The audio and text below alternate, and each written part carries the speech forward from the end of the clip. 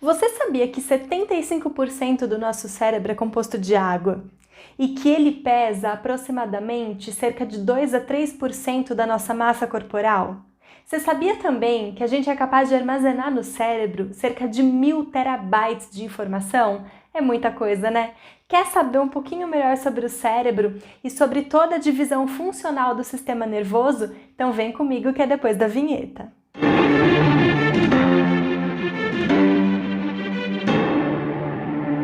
Que bom que você voltou para a gente continuar falando sobre o sistema nervoso. Na aula anterior, a gente falou sobre a condução do impulso nervoso e a estrutura do neurônio. E hoje a gente vai falar da divisão funcional do sistema nervoso, ou seja, do sistema nervoso central e do sistema nervoso periférico. Antes disso, vamos dar uma revisada em alguns pontos importantes que a gente falou na semana passada. A função principal do sistema nervoso é fazer o processamento das informações. Então ele recebe, ele percebe e ele interpreta quais são essas informações. Parte delas são guardadas na nossa memória. E toda vez que o cérebro interpreta uma reação, um estímulo, ele elabora uma resposta. Esses estímulos, eles podem ser vindos do ambiente ou então do meio interno, e as respostas, elas podem ser dadas de forma consciente ou ainda inconsciente. Todo o mecanismo de funcionamento do nosso sistema nervoso garante o controle do organismo buscando sempre a homeostase. Bom, o nosso sistema nervoso age com a condução dos impulsos nervosos, que são feitos pelos neurônios, e eles percorrem o nosso corpo dentro dos nervos. Vamos entender como é que funciona a organização do sistema nervoso. De forma geral, o sistema nervoso é dividido em central e em periférico. O sistema nervoso central é composto do encéfalo e da medula. O encéfalo possui órgãos como o cérebro, o cerebelo, o bulbo e o hipotálamo. A medula faz a conexão, a transmissão do impulso nervoso do sistema nervoso central para o periférico e vice-versa. O sistema nervoso periférico é dividido em somático e em autônomo. O sistema nervoso somático é o voluntário, é aquele que a gente comanda. O autônomo é involuntário e a gente faz de forma inconsciente.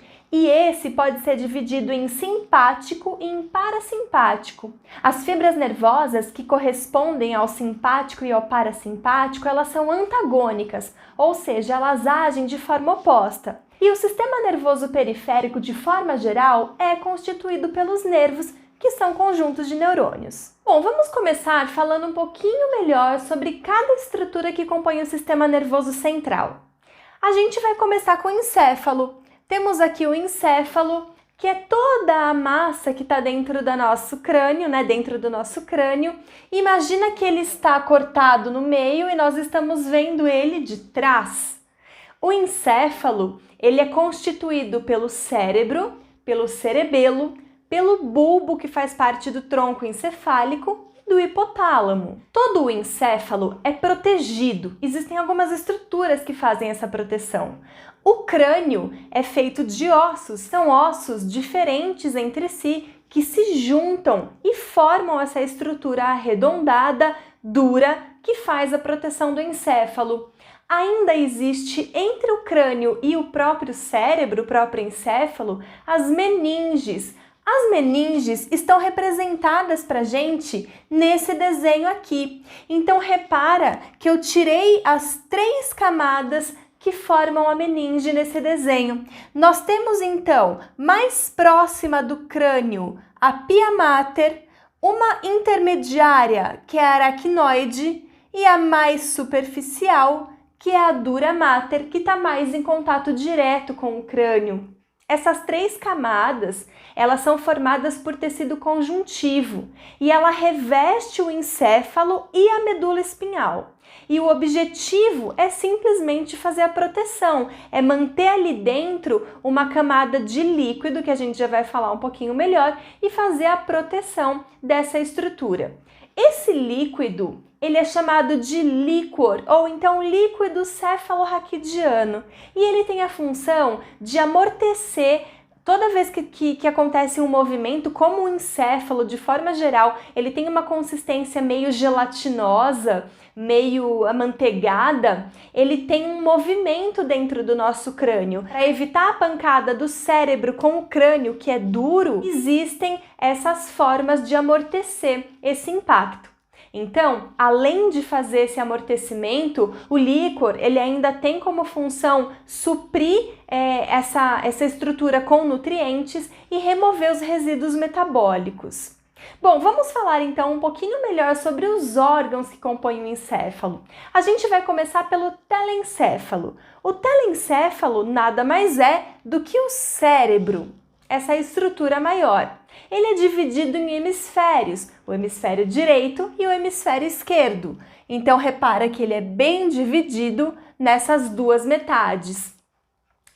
Essas duas metades, elas são separadas por um tecido fibroso chamado corpo caloso. E ele está estruturado aqui, está desenhado aqui pra gente em roxo. Então, ele faz a separação e, ao mesmo tempo, mantém os dois hemisférios conectados. Essa região evidente de separação dos dois hemisférios é chamada de fissura. O hemisfério direito, ele está relacionado com a criatividade, com aquele lado mais sonhador. Já o hemisfério esquerdo, ele é mais exato, voltado para o raciocínio lógico, para a razão, para o senso analítico, uma pessoa mais fria, mais calculista, né?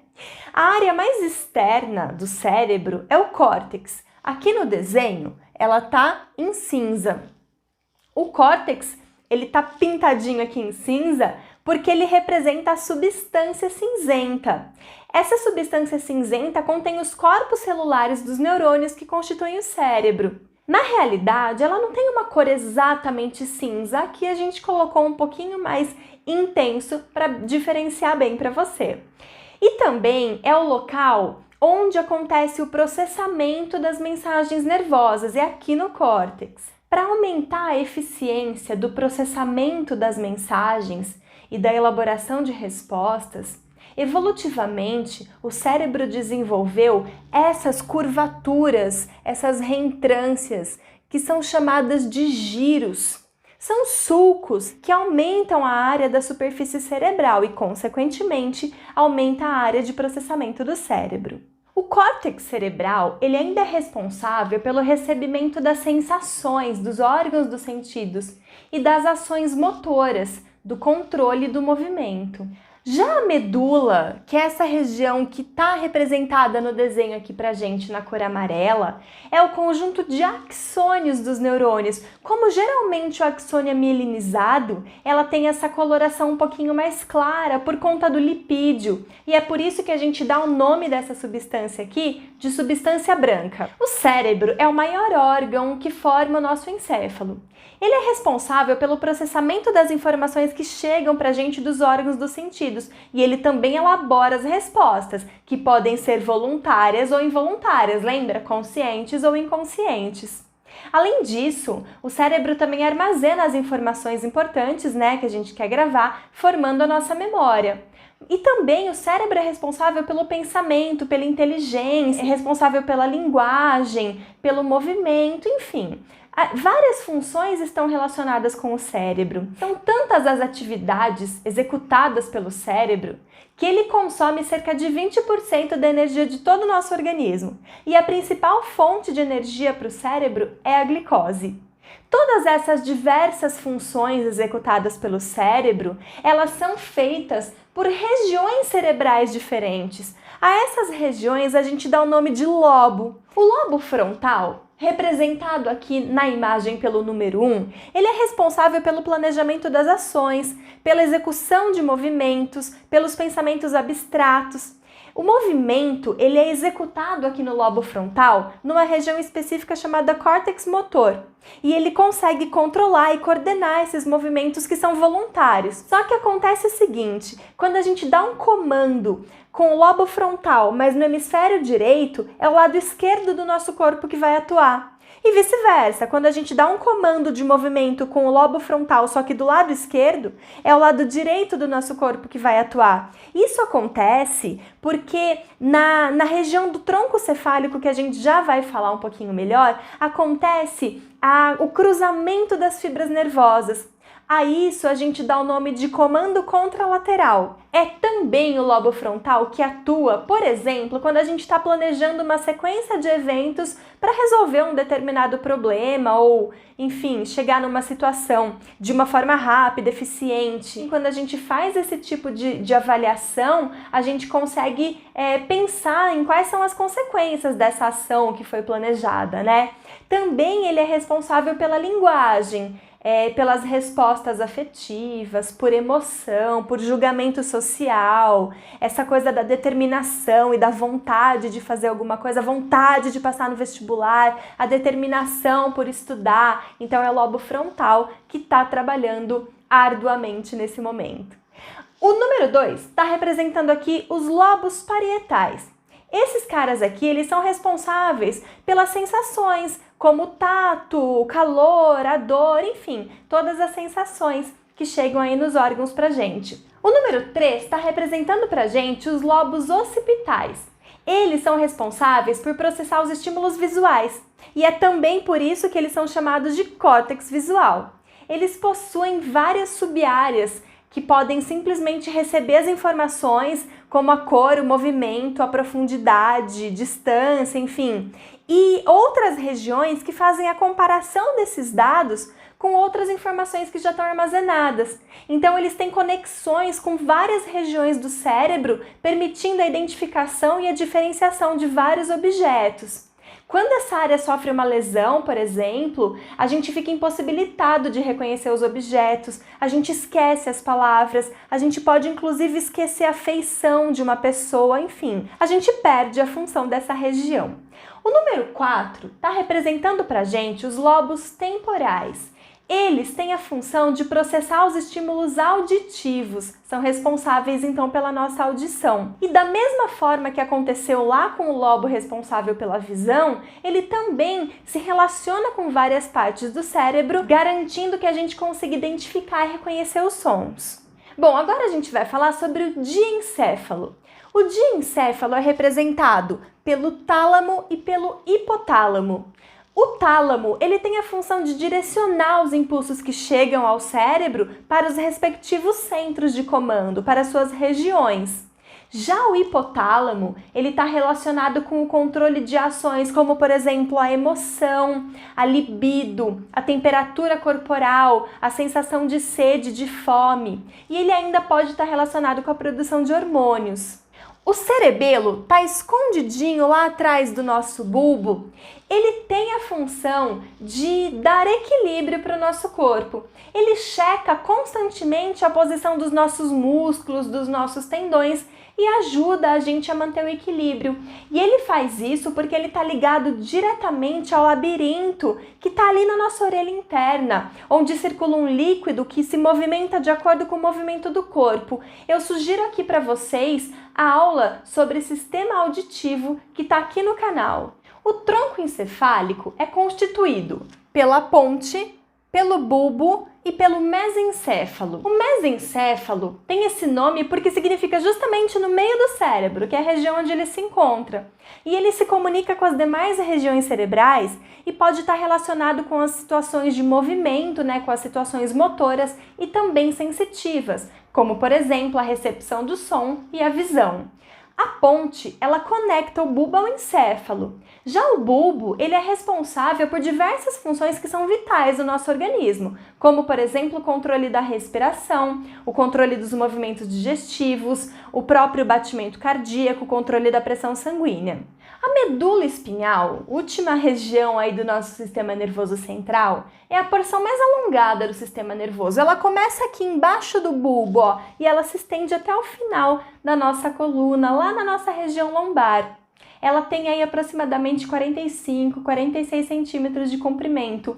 Nessa região aqui, onde ela se inicia, o crânio forma um orifício bem grande, bem importante, que é chamado de forame magno. Da medula partem os nervos. Na realidade, partem 31 pares de nervos. E como eles saem das vértebras, cada grupo de nervos recebe o nome da vértebra que deu origem a ele. A medula, ela também é banhada pelo líquido cefalorraquidiano e também está envolvida pelas meninges.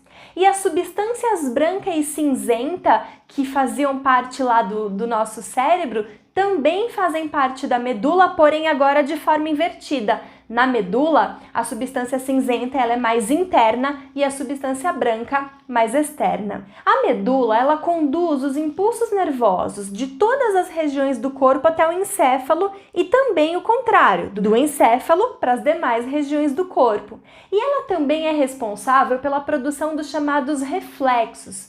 Essas ações comandadas pela medula, na verdade, elas são chamadas de ato reflexo ou arco reflexo. E elas são reações tão rápidas que o impulso nervoso ele só chega no cérebro depois que a medula já executou a resposta. Os atos reflexos, eles podem ocorrer com a participação de 2 tipos ou 3 tipos de nervos, de neurônios. Lembra que os nervos são constituídos de neurônios, certo? Existem os nervos que são chamados sensitivos. Esses caras, eles sentem as mensagens, sentem os impulsos nervosos e transportam até o encéfalo para que eles sejam interpretados. Os neurônios ou nervos que são chamados motores, eles executam uma resposta. E existe ainda o nervo de associação, que está presente aí na medula e vai atuar em algumas situações do reflexo. Então, por exemplo, o reflexo patelar, ele acontece com a execução de 2 tipos de nervo, o sensitivo e o motor.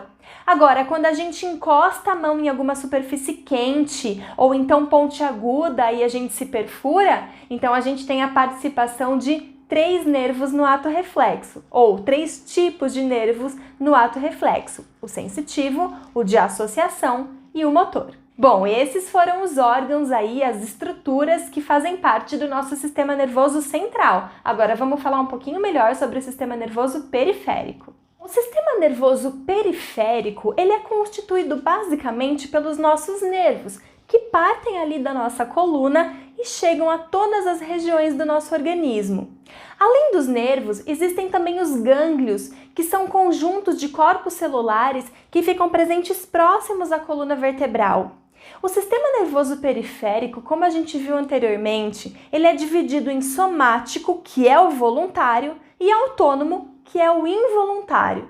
O sistema nervoso periférico somático ou voluntário, ele é composto por neurônios sensoriais e motores.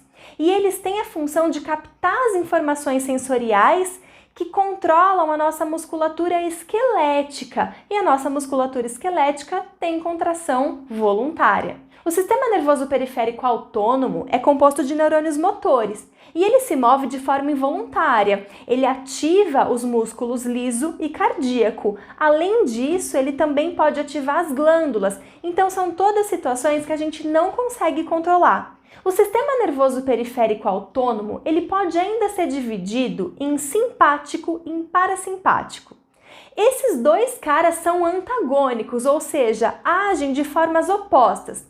De forma bem geral, as fibras do sistema nervoso simpático, elas estimulam uma ação. E para fazer esse estímulo, elas liberam um neurotransmissor chamado de noradrenalina. Já as fibras do sistema nervoso parasimpático, elas liberam a acetilcolina e esse neurotransmissor anula a ação do sistema simpático. Então, eles têm ações opostas, antagônicas. Na realidade, existem algumas exceções e uma exceção importante que você precisa saber é que o sistema nervoso periférico autônomo parasimpático é responsável pela ação do peristaltismo. Essa é uma exceção importante. Bom, vamos falar um pouquinho melhor então sobre a estrutura dos nervos, os caras que compõem o nosso sistema nervoso periférico. O nervo tem esse jeitão aqui, ó, desse desenho que eu coloquei aqui para vocês. Então, nós temos, vamos começar de fora para dentro. O nervo, ele é envolto por esse tecido aqui chamado epineuro. O epineuro é um tecido fibroso que tem a função de revestir toda a estrutura do nervo, inclusive compor os espaços que estão sendo formados aqui entre esses fascículos. É um tecido conjuntivo extremamente denso, rico em colágeno.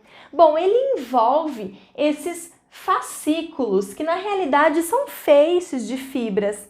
Esses fascículos, eles são revestidos também por tecido conjuntivo, que a gente chama de perineuro. Então, olha só, eu coloquei aqui 3 fascículos para vocês, envoltos por essa camada de tecido conjuntivo roxinha, que é o perineuro, e esse aqui está mais evidenciado aqui para a gente ver o restante da estrutura. Então, cada fascículo é composto por estruturas que são chamadas de endoneuro, que nada mais são do que tecido conjuntivo envolvendo o próprio neurônio. Cada endoneuro reveste o seu próprio neurônio. E aí eu vou formar esse conjunto aqui, esse feixe, que é chamado de fascículo. Fez sentido isso? Para nutrir e para oxigenar as células, nós temos a presença dos vasos sanguíneos dentro dessa estrutura também. Os nervos podem ser divididos em cranianos e espinhais. Os nervos cranianos, eles têm origem no próprio encéfalo e são 12 pares. Os nervos espinhais, eles se originam direto na medula espinhal e são 31 pares, como a gente falou anteriormente. A gente ainda pode dividir os nervos em sensoriais e em motores. Já falamos sobre isso quando a gente falou de ato reflexo, mas vamos relembrar. As fibras sensoriais também podem ser chamadas de aferentes e elas levam as mensagens do meio externo para o interior até chegar no encéfalo e ocorrer a interpretação. Já as fibras motoras, os nervos motores, também podem ser chamados de eferentes e ele tem a função de levar o impulso do sistema nervoso central até os órgãos efetores, até as demais regiões do organismo. Ainda existem os nervos que são chamados mistos e esses nervos mistos eles podem apresentar os 2 tipos de fibras. E assim a gente acaba as nossas aulas sobre sistema nervoso. Eu espero que tenha ficado claro, que você tenha entendido. Qualquer dúvida, escreve aqui no comentário. Diz se você gostou, se a aula foi legal, se você curtiu os desenhos. Dá uma comentada aí, que isso ajuda bastante o canal. Não esquece de compartilhar, curte. Se você ainda não está inscrito, se inscreve também. Beijo, até a próxima!